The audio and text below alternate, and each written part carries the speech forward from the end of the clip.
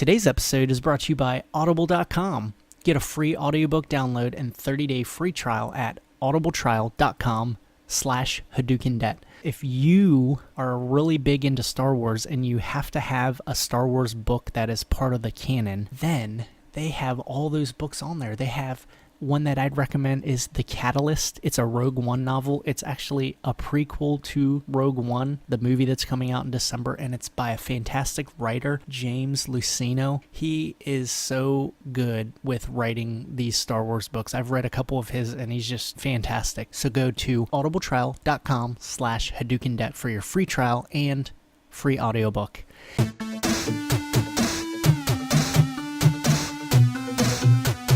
Where here in America, it's like you said, we get offended if you try. If you try to negotiate, you're like, no, this is the price. Because I know I would get offended at Circuit City.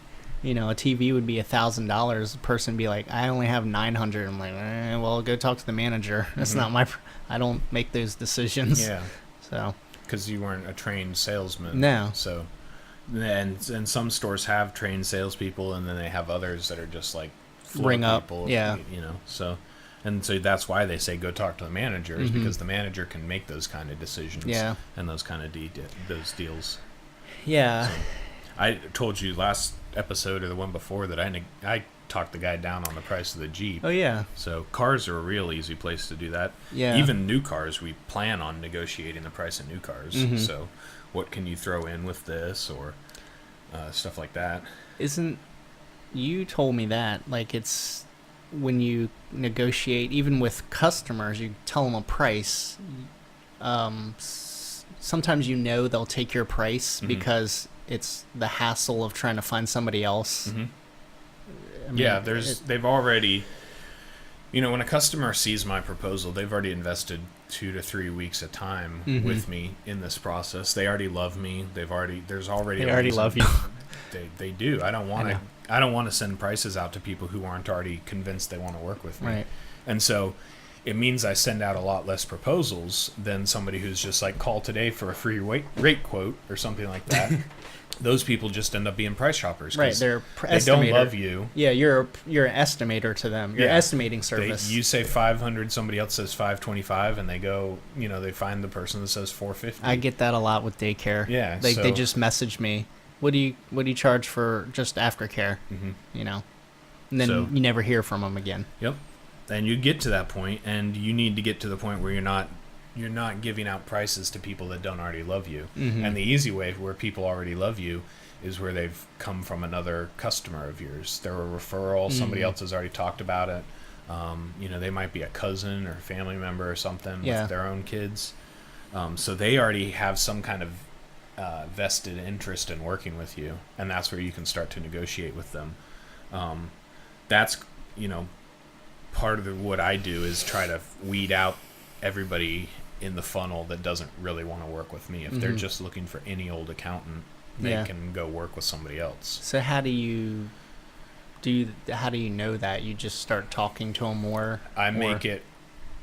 I give them hoops to jump through, and if they jump through the hoops, and if they enjoy jumping through the hoops, then that means that we might be a right fit.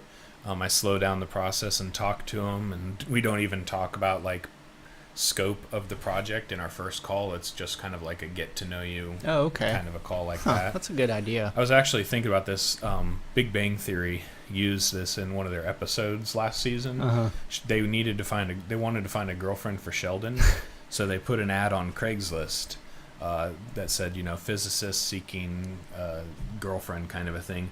But they gave her all of these steps that she had to jump through. Like it was funny. They had to translate from Klingon to Sanskrit to find the answer to one of these questions. What the heck? And they had to know what the distance, what a standard imperial something was for a distance parsec or something like that. They had all of these things that only a very select group of people would actually know the answer to. And so the girl that ended up showing up at Sheldon's door, she was like 2 minutes past the deadline, so he ended up slamming the door on her and said, sorry, but you're too late. But the one that ended up showing up there was perfect and was like an exact mirror image of him kind of a thing. Yeah, and that's kind of what you do. You weed out one of the easy way to weed out customers, an easy way to weed out customers is post prices on your website. That can work. Others, you weed them out by not posting prices on your website. By the way, this is where Barrett shines. You I can love- just tell where he loves talking about this stuff. This is, negotiating is a skill that you will train, but it's the skill that makes or breaks self-employed people. And so you're in your first few months. Yeah. It sucks. And you are in more of a desperate position than you will be 3 years from now. But you nail this, and this is what makes or breaks a good daycare from a broke daycare. Yeah. Is negotiating. So anyways, weeding out people. Posting prices on your website weeds out some people. Not posting prices on your website weeds out some people. Yeah. And so it's just a matter of which direction you want to go. It's kind of like when you buy software. If you're subscribing for an app and it says call for an estimate, you automatically are thinking you might be thinking this is a high quality sales process and app, and they're going to figure out exactly what fits me. Or if you're like us, you're like, why can't you just put $5 per month on there? I'm not going to call you because it means it's going to be like $1,000 a month. And I have to actually talk to somebody. I don't want to. Yeah, exactly. So that's qualifying, and that's part of negotiation. Yeah, I just need to get more comfortable with negotiating. And I think he was talking about how we negotiate more than we think we do, I guess. You do. Yeah. You negotiate basically every time that you try to get somebody who's not you to do something that you want them to do is a negotiation. Yeah. So we negotiate with ourselves even. We're like, if you do this, I will reward you with this. If I go to the gym 4 days a week, this week I get one cheat day. But even do it because I said so and I'm your dad is a form of negotiation. Yeah. Because you're basically saying, listen to this or I'm going to ramp up how angry I am with you and you're going to pay the consequences of that. Yeah. And so everything in that sense is negotiation. And we either bad at it and don't get our way or end up getting our way but offending the other party. That's the I'm going to go Michael Scott here in The Office, but good negotiation is win-win-win. You get something out of it that's valuable to you. Yeah. I get something out of it that's valuable to me, and the entire negotiation was a win. So in the terms of the Jeep offer that I did, I got $400 off the price he was asking. He already had gone through a whole day's process with me, knew it was inspected, knew I had cash and I was ready to pay for it now, and didn't have to mess with any other type of buyer. Right. And so it was easy for him and a win for him to make that decision. So awesome. Yeah. Yeah. I love that topic. I know you do. The Art of Negotiation. Somebody should write that book. Is it out? Yeah, Donald somewhere? Trump's book is The Art of Negotiation. That'll be my October book. They made a movie about that too. Yeah, I think I think it was supposed to be a spoof. Not a spoof, but a mockumentary kind of a thing. So. Last one. Non-entitlement attitude. Yeah. I think I feel entitled sometimes. Like I feel like success belongs to me, and I don't put any work into it. Whatever, I feel like that person did that. I should be able to just mimic it and be the same. Yeah. I think the last paragraph of this blog post he talked about the signs of entitlement are whininess and impatience. I'm definitely and I'm like, dang impatient. it, I didn't think I was entitled until he said whininess and impatience. But one of the areas that entitlement sneaks into my life is I've been at this debt-free process for 8 years. I should have it figured out by now. I should have I should have my $1 million by now, kind of a thing. And it's like, no, you shouldn't. You haven't done everything necessary to get you there. Right. It's still going to take work. Yeah. It might not happen for another 20 years. Nobody owes me anything because I've been paying attention to my finances for 8 years. So, yeah, I've got entitlement. Yeah. I know my kids feel entitled sometimes. They're whining all the time. Yeah. It's our job to break them of that. But at the same time, sometimes I feel like it's my fault that they're like that. It definitely is our fault. They learned it from us. Yep. Because we're sucky negotiators. I know. And so they whine and we give them their way. And I give in, yeah. Just stop crying. Gosh. Along with the entitlement, what I liked about it is the desire for independence and the desire for freedom that he talked about in this blog post. And he goes into, our reliance on debt and how back then, if you did go into debt for something, it was something you immediately sought to pay off as quick as possible. And it wasn't something to brag about back then, but now it's like, look how many I got 10 credit cards. It's like flipped. Yeah, my credit balance, my credit ability is $100,000. Yeah, my credit score is this. Go ahead and rack up $100,000 and then come brag to me about it. I know. Your monthly payment is only $62 for the next 1,000 years. And then we'll talk. Yeah. But that's, part of that entitlement is if you are owed something by somebody else, then you are not independent. You're dependent on them to continue to pay it to you. Mm-hmm. If I am owed nothing by nobody and I only get what I ever work for, that's a spirit of independence that says, you know what, go do it. Mm-hmm. You want your daycare to be successful. I want my business to be successful. I want to get to an 1,800 powerlifting total. Mm-hmm. Nobody's going to make that happen. Yeah. Except me. Yeah. So, and that's freedom that we talk about. So your entitlement used to be, I show up to work, you have to pay me. Mm-hmm. I don't have to do a good job for you, and I can complain the entire time, but you owe me a paycheck because I did 40 hours on the books. Yep. But now you're free, and even if I show up every day to do my job, doesn't mean I'll get more customers. Nobody's gonna pay you for sitting there and saying, "I'm waiting for you to call me." Yeah. I always used to say in my first few years, you can't make the phone ring. Sitting there and staring at the phone isn't going to make it ring. You have to go out and make people want to call you. Yeah.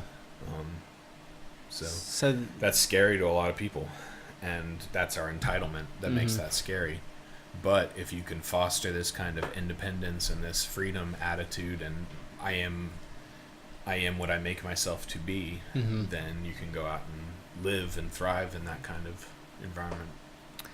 So what would be how do you counter that entitlement feeling? Like in ourselves or in our kids? Yeah. I think one of the easiest ways for us to do it to ourselves is think of the times in your life when you've been happiest and when you've had the most satisfaction in life. Was that times when everything was given to you, or is that times when you had to bust your butt and make it happen? Right. And for us, being rational adults, it's easy to say, no, it was the times when I had to work hard and I had a goal and I set out to accomplish that goal and I accomplished that goal.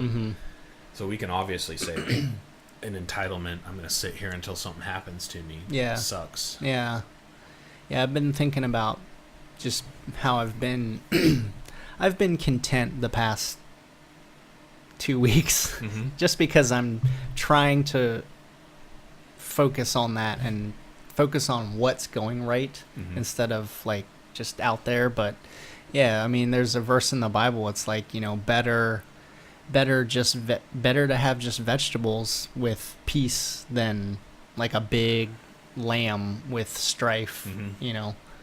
So not making as much money, but we're still okay, and we can still sit down to have dinner, and we're not hating each other, and there's not all this drama. Yep. Just this contentment. Cool.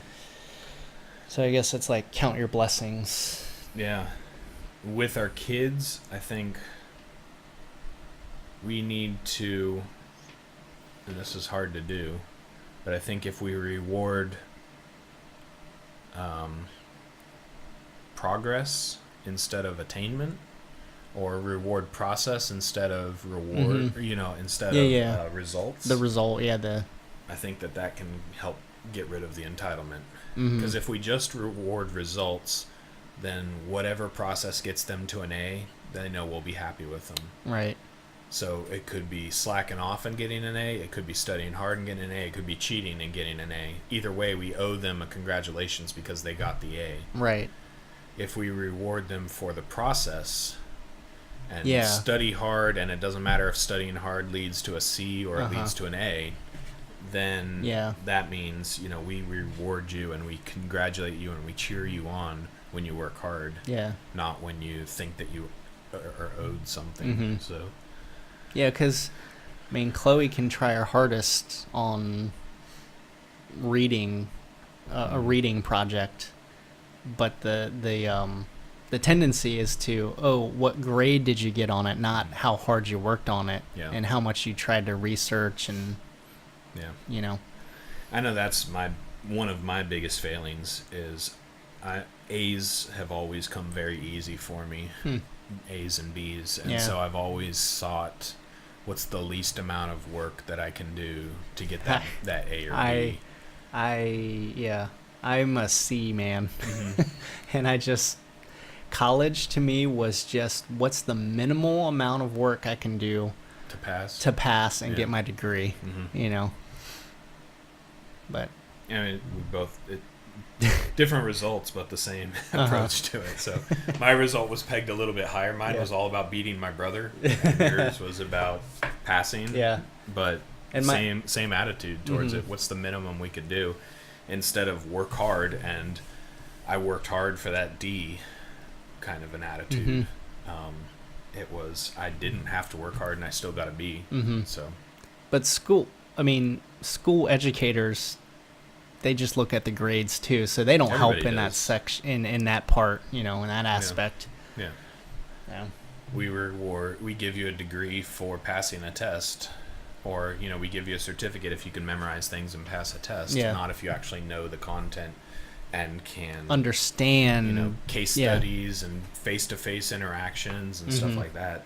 That's not how you become a CPA. You take a test and you know the answers and you pass it. So doesn't mean you're going to actually be a good, successful business owner someday. Right. That's the real test. Can you get somebody to pay you money for it? For doing your job, all right. Cool. Let's move into our nerd section. Most anticipated shows this season. Yep.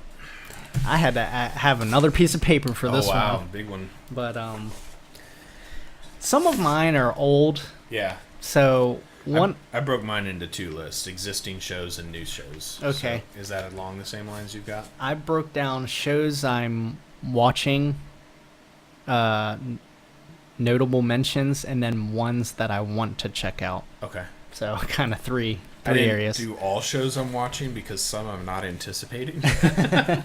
You're just watching it I'm just for watching the sake, them because I've been just watching because, them. This one's Agents of Shield. Sorry. Oh. Okay. Well, let me start this one off. Okay. This one is on Netflix, but it's only one season long. Limitless. Okay. That is an awesome show. If Really? anybody's seen that, have you seen the movie? Yeah. Okay.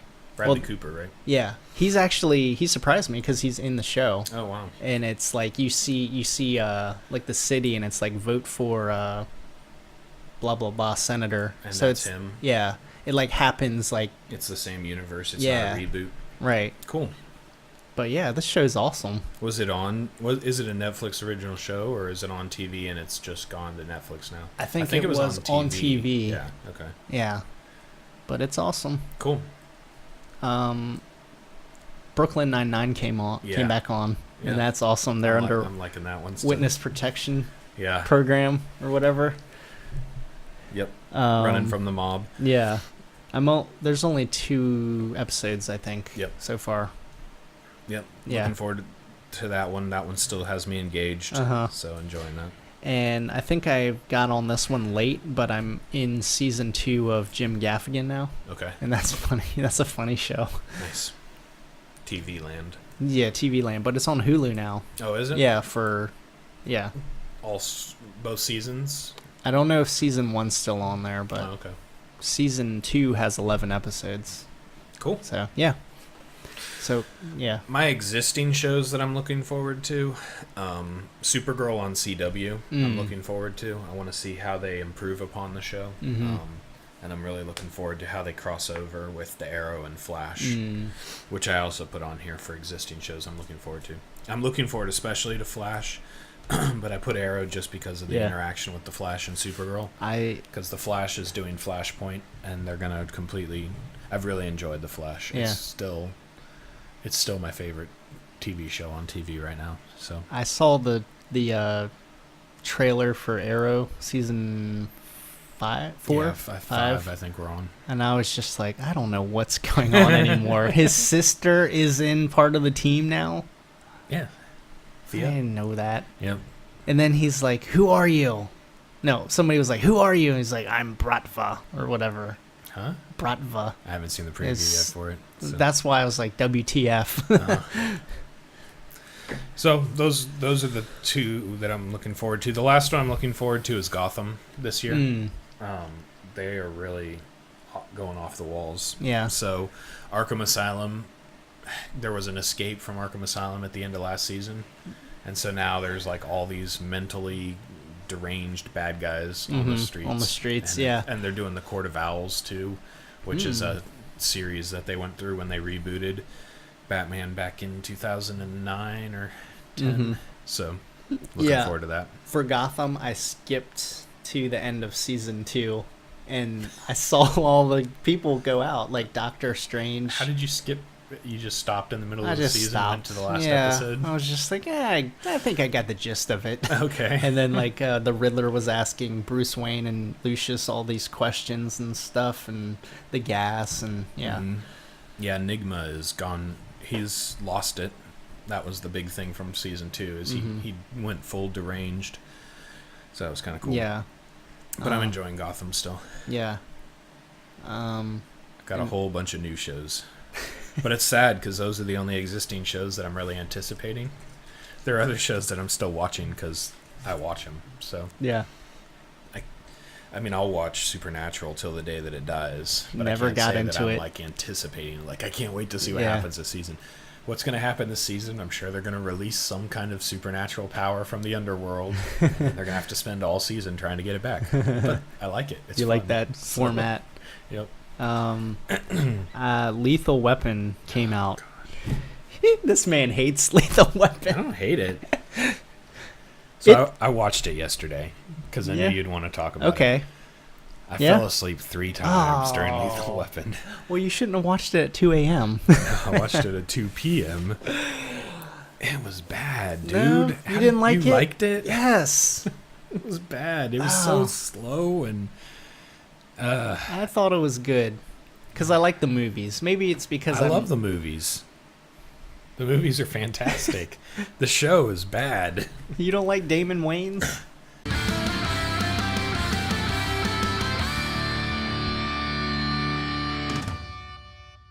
Hadoken!